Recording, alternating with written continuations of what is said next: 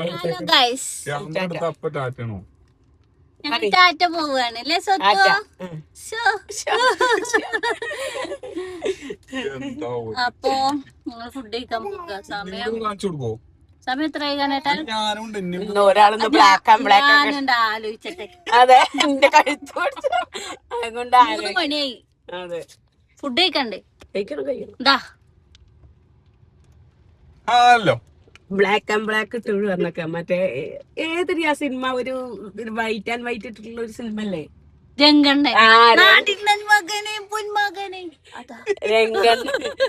രംഗണ്ണന്റെ അതിന്റെ വേറെ വേർഷൻ. അത് വൈറ്റ്, ഇത് ബ്ലാക്ക്. അപ്പൊ സ്വത്താ കുടിച്ച് നാണം എന്നടി. എന്താ ചേച്ചി ഇന്ന് തച്ചൻ പറയും ചിക്കൻ ബിരിയാണി ഒക്കെ. അതെ. ഗൈസ്, എന്താ പറയാൻ വന്നെന്ന് അറിയോ? പറയാൻ വന്നത് എന്താ ഉദ്ദേശിച്ചെന്ന് ഇപ്പൊ ഞങ്ങൾ അറിയില്ലല്ലോ. എന്റെ മനസ്സിൽ അതാണ് സംഭവം. കണ്ണേട്ടന്റെ സ്കൂളിൽ പോയിട്ട് ഞങ്ങളൊരു വീഡിയോ എടുത്തു. അത് കാണണ്ടിട്ടില്ല, ഞങ്ങൾ ഇന്ന് അപ്ലോഡ് ചെയ്യും. ഇത് അപ്ലോഡ് ചെയ്യുന്നുണ്ട്. കണ്ണേട്ടന്റെ ഒരു സ്കൂളിട്ടില്ല.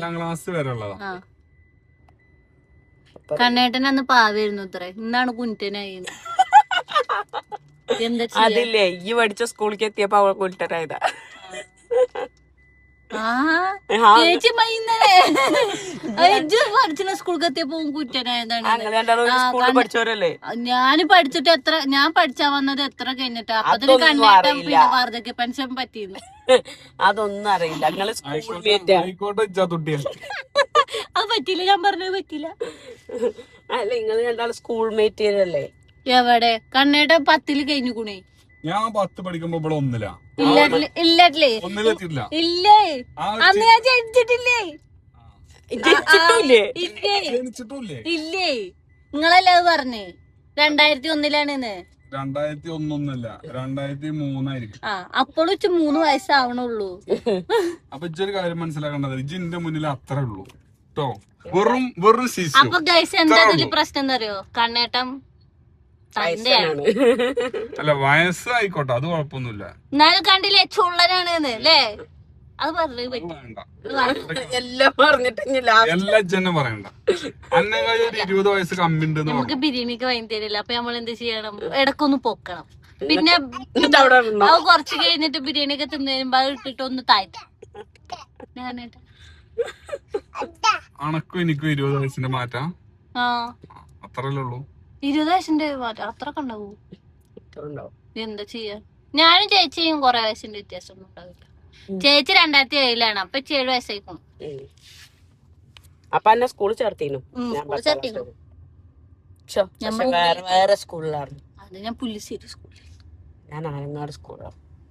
കണ്ണേട്ട് ഏത് സ്കൂളിൽ? ഞാൻ ചേർക്കണം. 1 2 3 4 ചേർന്നോളാം.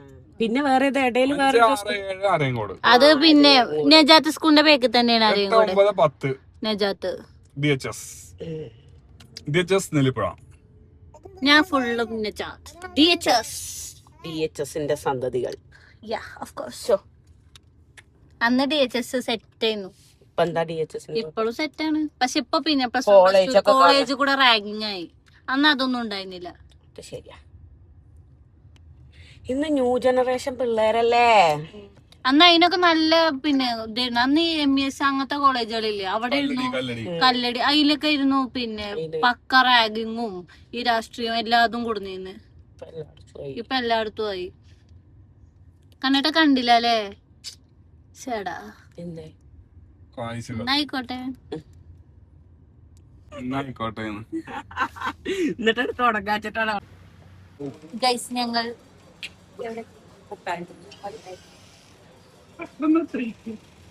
പെട്ടെന്ന് മറുപടി പറയണം. 10 ഫുഡ് കഴിക്കാൻ വന്ന 3 മണിയായി. 2 മണിയായി. 2:30 3 മണിപ്പാവും. സമയൊക്കെ പോയി. അവിടെ പിന്നെ അപ്പൊ അതിന്റെ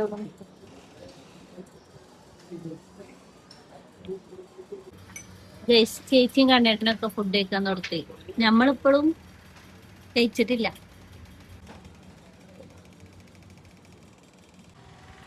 ഫുഡ് കഴിച്ചു. ഇനി നമ്മള് കാത്തിട്ട് അവിടെ ഒരാള് നിൽക്കുന്നുണ്ട്. 2 പ്രാവശ്യം വിളിച്ചു, നമ്മളപ്പേക്ക് പോവണ്ടേ.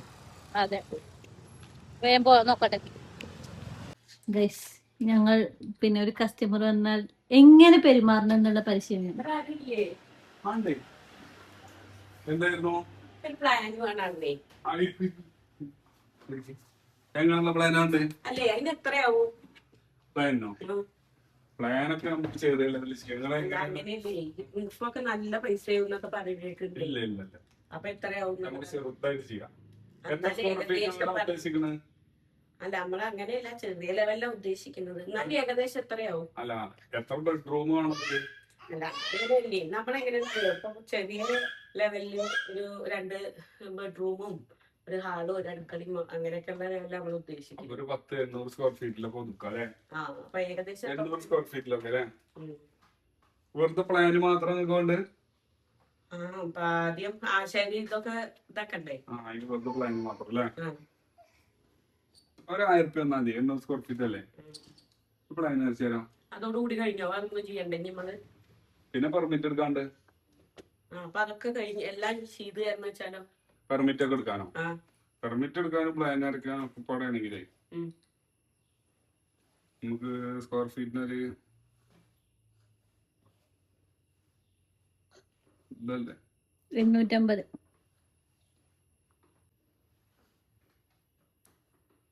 ഒരു 6400 റുപ്യ ഉണ്ടൊക്കെ. അതോടുകൂടി എല്ലാം കഴിഞ്ഞ് ഒന്നുമില്ല. 6400 വന്നു കഴിഞ്ഞാൽ കുറ്റടിക്കാനുള്ള പ്ലാനും ഒക്കെ സെറ്റ് ആയി തരാം.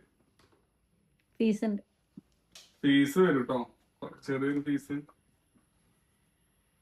പെർമിറ്റ് ഫീസേ അത് ഏകദേശം എത്ര വരും? അതൊരു 400 രൂപ. 400 ചോടെ വരുള്ളൂ. എന്തൊക്കെയാ കൊണ്ടുവരണ്ടേ? ആധാരത്തിന്റെ കോപ്പി, നികുതി ചീട്ട്, കൈവശ സർട്ടിഫിക്കറ്റ്. അത്രയും മതി. നിങ്ങൾ വിളിക്കോ? നമ്പർ തരാം. Number visiting card.